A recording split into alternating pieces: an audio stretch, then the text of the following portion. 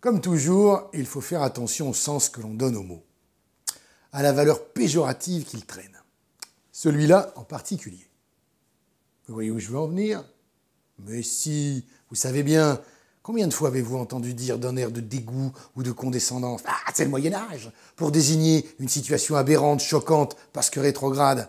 Les enfants qu'on fait travailler au lieu de les emmener à l'école. Moyen-Âge. L'Inquisition, les procès en sorcellerie, le fanatisme, l'abrutissement des pauvres paysans et la violence sociale, le sort peu enviable des femmes. Du Moyen-Âge, on vous dit.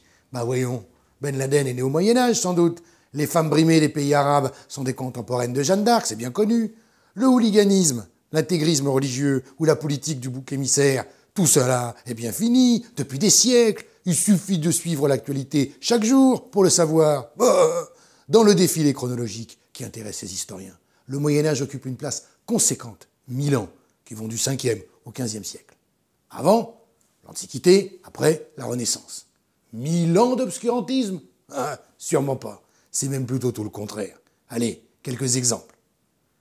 Charlemagne n'a pas inventé l'école pour la bonne raison qu'elle existait déjà bien avant lui. En revanche, l'enseignement pour tous et les abécédaires pour apprendre à lire, les mêmes qu'aujourd'hui, viennent bien de la soi-disant ère des ténèbres. Pendant qu'on y est, le baccalauréat aussi. Et pareil pour les programmes universitaires d'échange entre facultés européennes. Plus étonnant, à l'heure où l'on nous parle sans cesse des énergies renouvelables, eh bien le miracle agricole médiéval s'appuie sur une technologie dont jalousent les partisans actuels de l'économie verte. Un dernier exemple? Bon, d'accord, puisque vous insistez.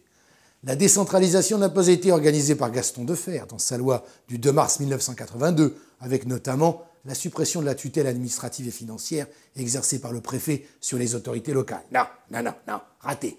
Dès la fin du XIIe siècle, les futurs hôtels de ville deviennent le siège des pouvoirs de plus en plus réels des citadins. Qui a dit qu'il n'y en avait que pour les seigneurs et les évêques?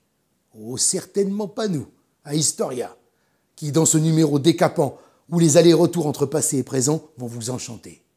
Le Moyen-Âge a tout inventé. Un numéro spécial d'Historia à découvrir dès maintenant.